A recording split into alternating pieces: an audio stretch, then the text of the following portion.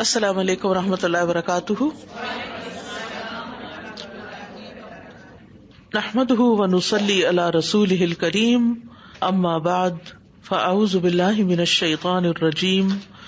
بسم اللہ الرحمن الرحیم. رب اشرح لی صدری ویسر لی امری واحلل عقدۃ من لسانی یفقہوا قولی. حدیث نمبر 72 مخالف جنس کی مشابہت. میں بولوں گی، آپ میرے پیچھے حدیث ریپیٹ کریں گے. عن ابن عباس رضی اللہ عنہما قال لعن رسول اللہ صلی اللہ علیہ وسلم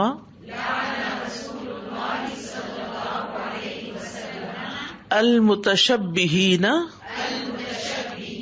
من الرجال بالنساء والمتشبہات من النساء بالرجال. کتاب اللباس. ابن عباس رضی اللہ عنہما روایت کرتے ہیں کہ رسول اللہ صلی اللہ علیہ وسلم نے عورتوں کی مشابہت اختیار کرنے والے مردوں اور مردوں کی مشابہت اختیار کرنے والی عورتوں پر بھی لعنت کی ہے. یعنی اللہ نے جو جس کو بنایا ہے اس کو ویسا ہی نظر آنا چاہیے، اس کو ویسا ہی دکھنا چاہیے، اس کو ویسا ہی بہیو کرنا چاہیے. اسے اپنی شکل و صورت یا اپنا لباس یا اپنا آپ دوسرے جینڈر میں تبدیل کرنے کی کوشش نہیں کرنی چاہیے. عورت کے عورت رہنے میں ہی عزت ہے اور مرد کے مرد بننے میں ہی اس کی عزت ہے، کیونکہ انسان اپنی حقیقت پر ہو تو وہ اوریجنل ہوتا ہے، اور جب وہ اپنی حقیقت بدلنے کی کوشش کرتا ہے تو فیک ہو جاتا ہے. تو یہ حدیث بخاری کی ہے. اس سے ملتی جلتی حدیث سنن ابی داؤد کی بھی ہے. ابو ہریرہ رضی اللہ عنہ سے روایت ہے کہ نبی صلی اللہ علیہ وسلم کے پاس ایک ہجڑا لایا گیا، ٹرانسجینڈر، جس نے اپنے ہاتھ اور اپنے پاؤں مہندی سے رنگے ہوئے تھے. تو نبی صلی اللہ علیہ وسلم نے دریافت فرمایا اسے کیا ہے؟ بتایا گیا کہ اے اللہ کے رسول، یہ عورتوں کے ساتھ مشابہت کرتا ہے.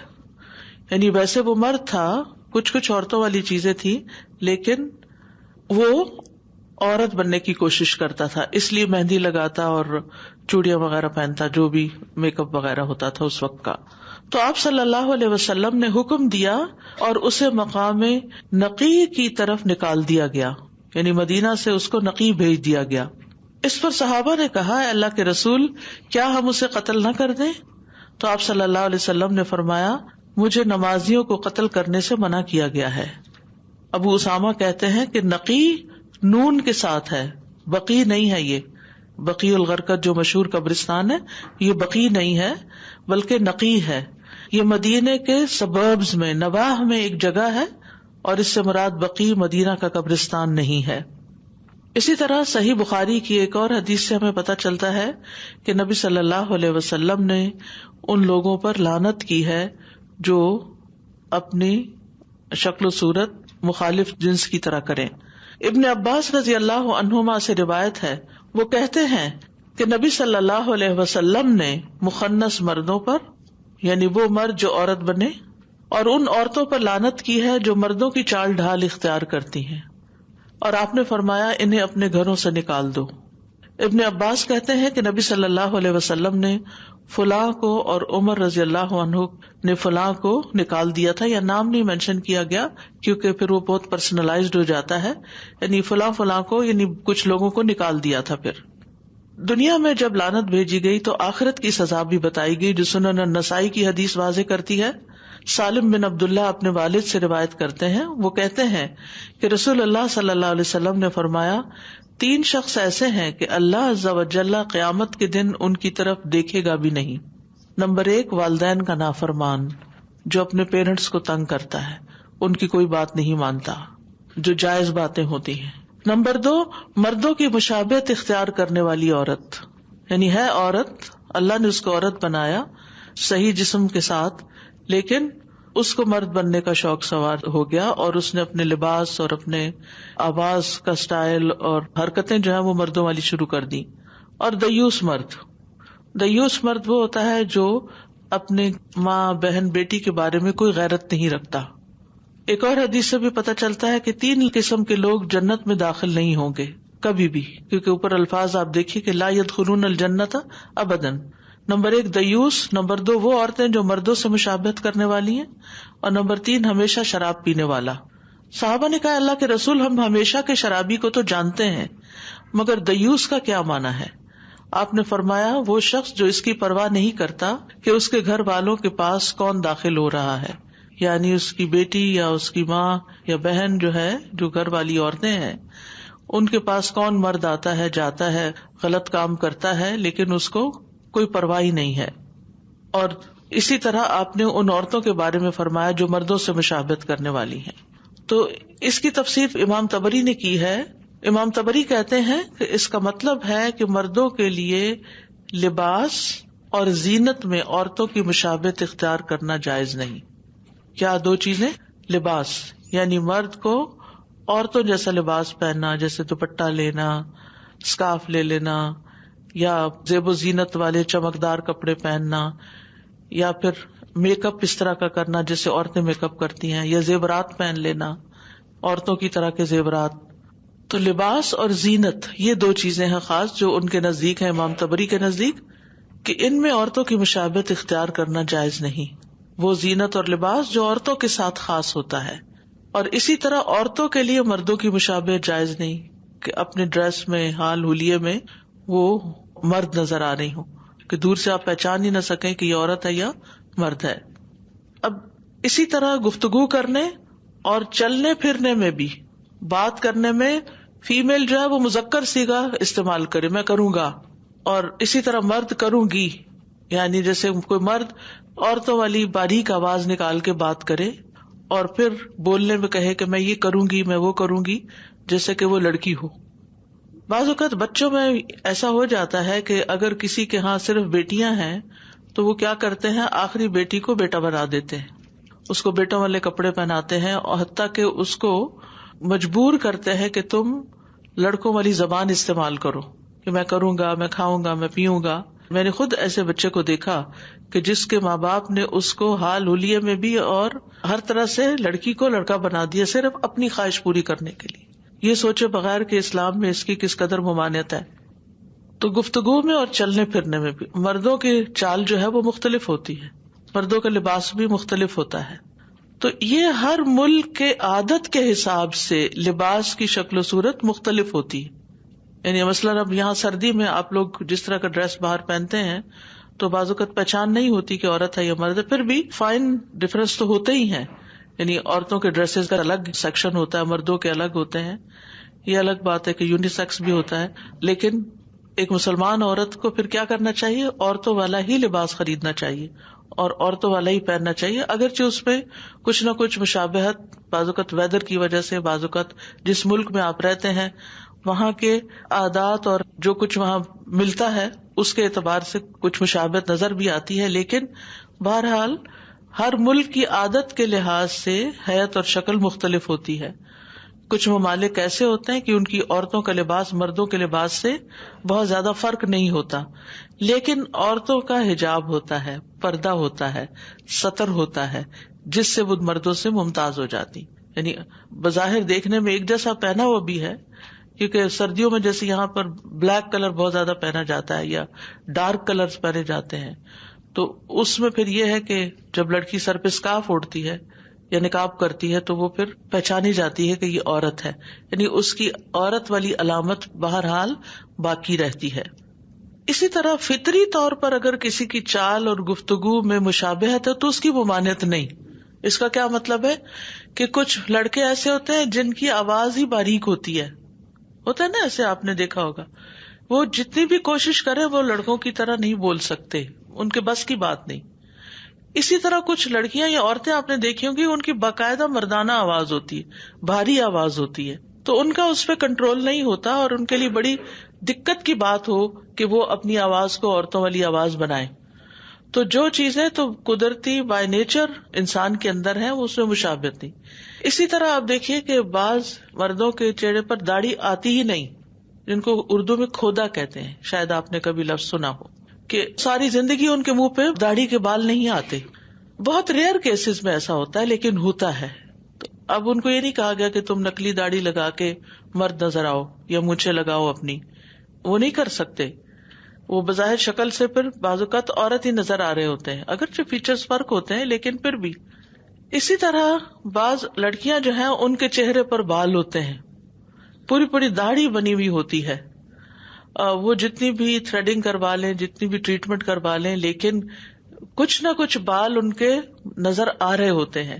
یعنی جب بہت تھک گھنے بال ہوتے ہیں داڑھی کی جگہ پر عورتوں کے، تو وہ کتنا بھی صاف کرے لیکن وہ نظر آتے ہیں. تو اب یہ چیزیں کیا ہیں، بالکل نیچرل ہیں. یہی معاملہ پھر ٹرانسجینڈرز کا ہو جاتا ہے کہ اس میں کچھ لڑکیاں پوری لڑکیاں نہیں ہوتی اور کچھ لڑکے پورے لڑکے نہیں ہوتے، ان میں کچھ علامتیں عورتوں والی بھی ہوتی ہیں. اب ان کو کیا کنسیڈر کیا جائے گا؟ جس طرف کی علامتیں زیادہ ہوں گی، یعنی فزیکلی بھی اور ایموشنلی یا اندر کی سوچ کے اعتبار سے. اگر مردوں والی علامتیں زیادہ ہیں تو ان کو مرد کنسیڈر کیا جائے گا، وہ مردوں کے سیکشن میں نماز پڑھیں گے امام کے پیچھے.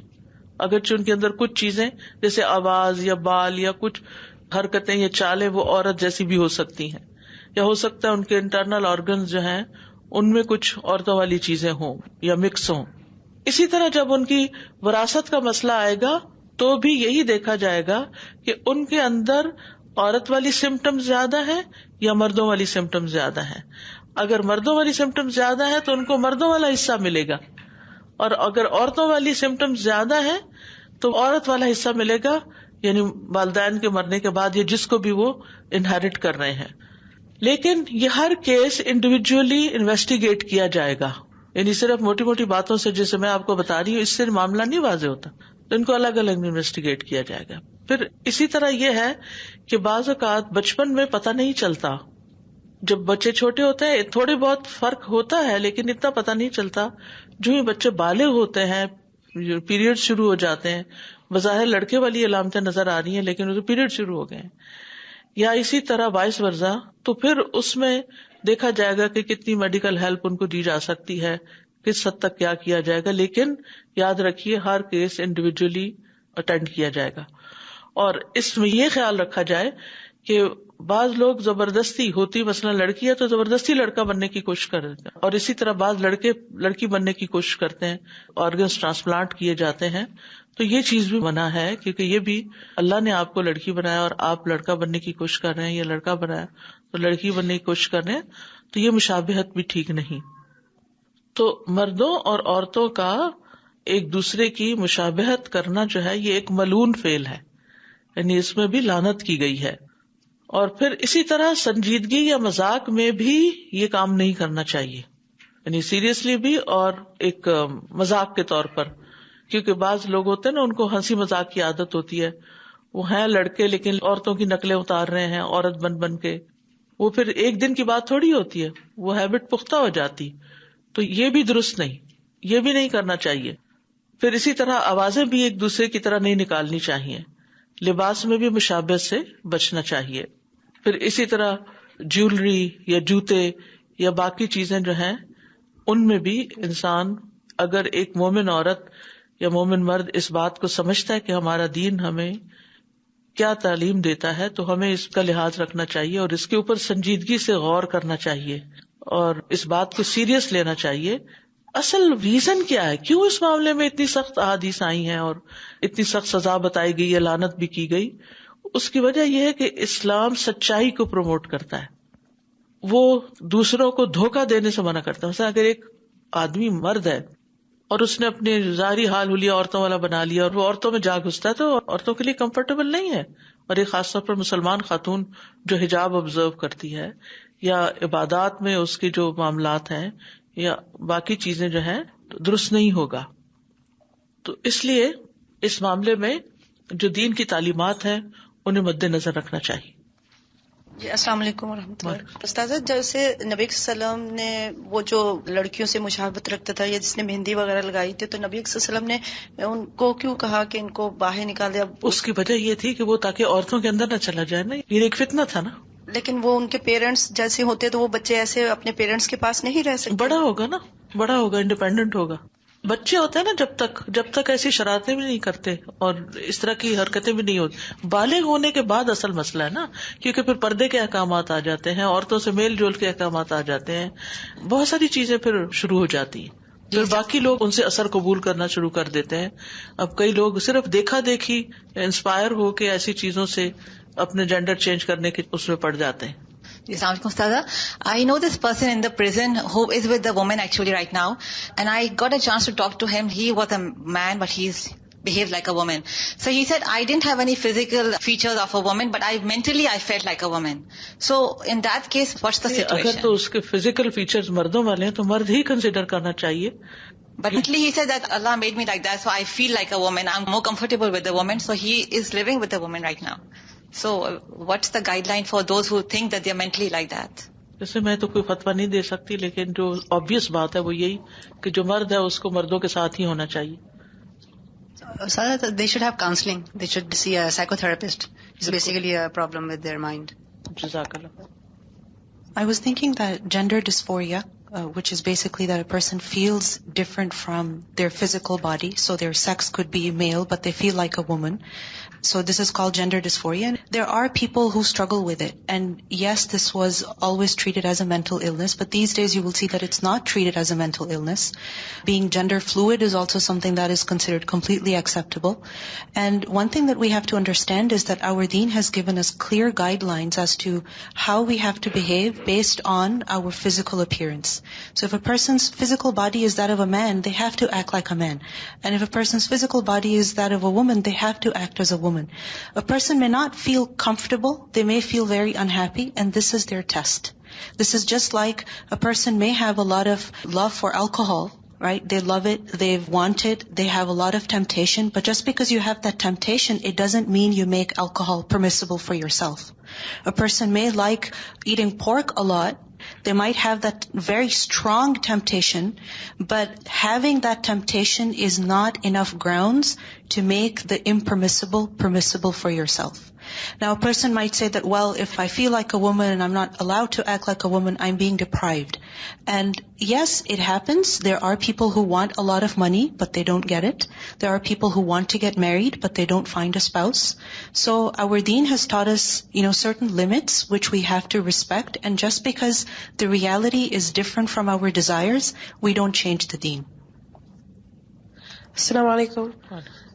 I was wondering, what do we do? How do we treat these people? Because, for example, even if you go to somewhere like a gym and a man who acts like a woman signs up, like how are we supposed to behave around these people? You should cover yourself. نبی صلی اللہ علیہ وسلم نے اپنی ازواج کو ایسے ایک لڑکے یا مرد سے پردہ کرنے کے لیے کہا تھا. And a follow-up question, say that they, for example, identify as a man and they want you to call them that. What are we supposed to do as Muslims? Are we supposed to call them by their other thing or just ignore it altogether? جو نام ہے انہوں نے رکھا ہوا اسی نام سے پکارے ان کو. Assalamu alaikum. I just have a question on the aspect of the shoes. Predominantly men wear Jordans and specific name brands. Is that like the same thing? It's impermissible for a woman to wear specific shoes that men wear? جو چیز مردوں کے لیے خاص ہے وہ عورتیں نہ پہنے, الا یہ کہ کوئی مجبوری ہو کہ آپ کو ویمن سائز ملتا نہیں, پھر آپ مردوں والا پہن لیں. So high heels, we have to wear high heels and stuff like that? It's not کہ ہیل والی جوتی ہی عورتوں کی علامت ہے, اور ڈسٹنکشنز بھی ہوتی ہیں. چلو ٹھیک ہے, اگر فلی کنورژن ہو گئی یا 90% بھی ہو گئی تو ٹھیک ہے, پھر وہ اس میں زیادہ تر علامتیں لڑکے والی ہو گئی تو پھر وہ آدمی ہی کنسیڈر ہوگا. بلکہ اس کی شادی کی اور بچے بھی ہیں. جی, کیونکہ وہ اس میں آلریڈی ہوگا نا وہ, لیکن کچھ کہیں ڈیفیکٹس ہوں گے تو وہ سرجری سے ٹھیک ہو گئے, معاملہ درست ہو گیا. جس علاج کرا سکتے ہیں کرانا چاہیے, جتنا ارلی ممکن ہو کرا لینا چاہیے. اسی بات سے میں کہہ رہی تھی کہ some people really have like uterus also inside and they have been diagnosed that half of their organs are developed and half are not developed. So those people they change them cells into one gender. بالکل. So that is allowed, right? Basically اگر اسلام کا جو رہنمائی ہے, یہ guidance کو سمجھ لیا جائے اور پھر انڈیویجلی ہر کیس جو ہے وہ اس کے مطابق لیا جائے تو بہتر ہے.